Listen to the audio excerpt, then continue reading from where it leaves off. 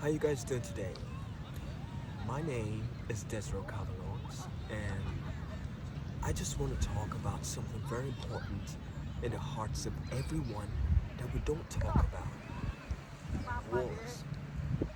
Are we all really invested in fighting wars, or are we invested in bringing this world together?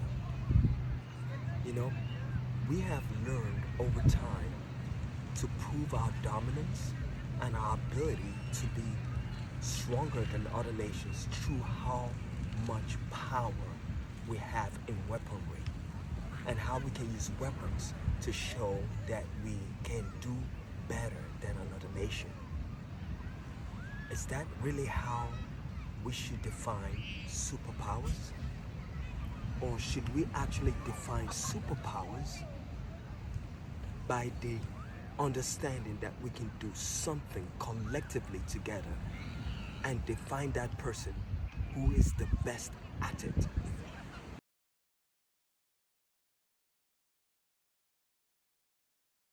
Over the years, the collective consciousness has been building towards a world of no wars and of no killing. The upsurge of individuals who avoid killing animals for food, including the overly tolerant disposition of the world towards each other's differences, etc., shows there should be a very different way of tackling our differences and disagreements without resorting to wars. However, what's comforting is a platform where the different talents of the world come together and share their best artistic talents for the consumption of different nationalities in the world. It does not matter where the artists come from: Asian countries, South American countries, European countries, North American countries, African countries, simply all parts of this world.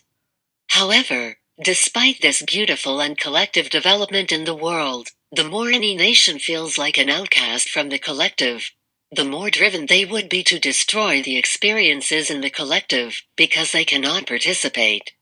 In this new paradigm of national collective activities, what brings nations together should also be the standard on which we measure excellence or superior skills. How about the insatiable desire to fight wars? Is there a way we can satisfy this itch without killing people and destroying the earth? Yes, there is. The world has been leading up to this point in history. All the producers in the world have shown us all one thing: you can be the best in an art of war without killing anyone, even if you've carried out that skill. In other words, all action movies seem to have weapons, etc., and even when used in these movies, not one actor dies. How about we take this same wisdom to a larger scale? If a nation has reached a point of no return in deliberation, and they must resort to war, then there must be a national moderator that allows any opposing forces to wage the war under governing authorities. So, they could create the best fighter planes, but with weaponry that does not destroy or kill the other party. However, just like your video games, when an individual is hit, the national moderator simply takes that plane, ship, or individual out of the combat pool and is marked as dead, even though the individual that was shot is still alive. It becomes a world where exercise in war games is simply a test of the skill of the nation and not an occasion to kill. The notion of eradicating wars starts with every nation collectively getting involved in activities that make a difference in the world, and a collective body of national moderators calculating who has been the best nation in achieving that objective. Let's take for example children who are born blind, deaf, etc. We have every nation come together that can find a solution to that problem. The prize for this could be monetary, or international credits to citizens of the nation, in particular gift offerings. Is it global warming? Again, the country that achieves the most cut in carbon emission would be given X number of credits towards that accomplishment.